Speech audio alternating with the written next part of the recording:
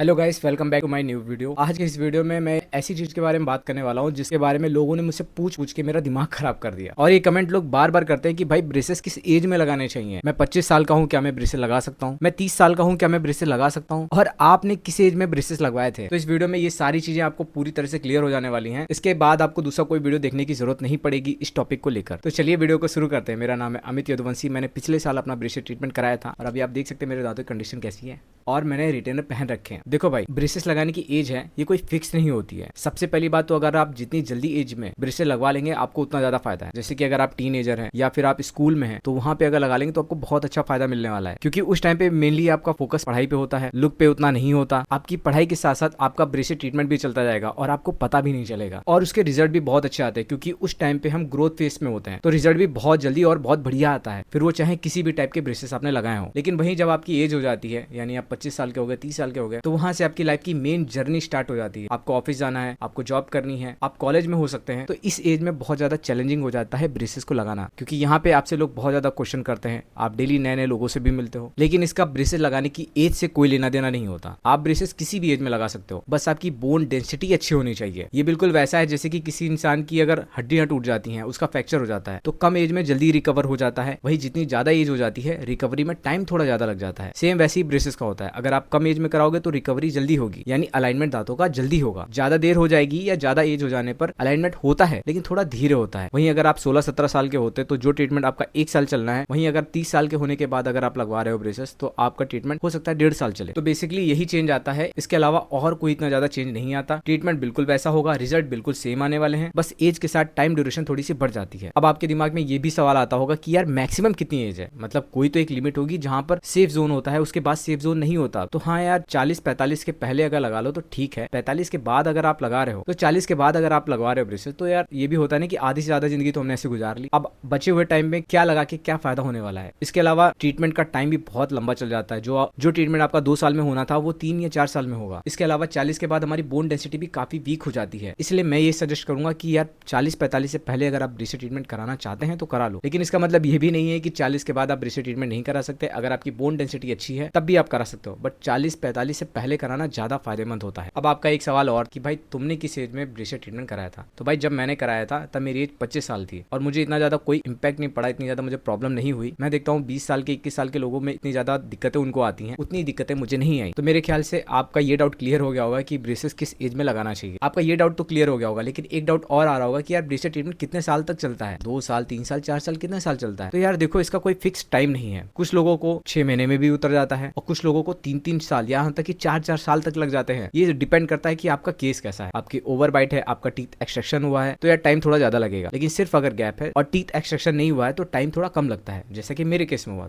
8 महीने में मेरा ट्रीटमेंट पूरी तरह से कंप्लीट हो गया था, जो इसको मैं जबरदस्ती खींच के मैंने 10 महीने तक चलाया। यानी कि आप मोटा मोटा मान के चलो तो 8 महीने से लेकर 2.5 साल तक एवरेज आपका टाइम लग सकता है। फिर ये भी मैटर करता है कि आपकी अपॉइंटमेंट कितने दिनों के बाद हो रही है। अगर कोई ऑर्थोडेंटिस्ट 2 या 3 महीने में एक अपॉइंटमेंट लेता है आपकी, तो सिंपल सी बात है यार, आपका ट्रीटमेंट ज्यादा ही लंबा टाइम लगाएगा। लेकिन अगर आपकी हर महीने अपॉइंटमेंट हो रही है और सही से हो रही है तो टाइम ड्यूरेशन भी कम ही लगेगी। तो आई होप आपको ये वीडियो समझ में आया होगा, आपके ये डाउट पूरी तरह से क्लियर हो गया होगा। अगला वीडियो किस टॉपिक पे चाहिए कमेंट कर देना। फिलहाल मैंने एक टॉपिक सोच लिया है, आप अपना टॉपिक कमेंट कर देना। मैं मिलूंगा अगले वीडियो में, तब तक के लिए bye bye, shining off, sayonara.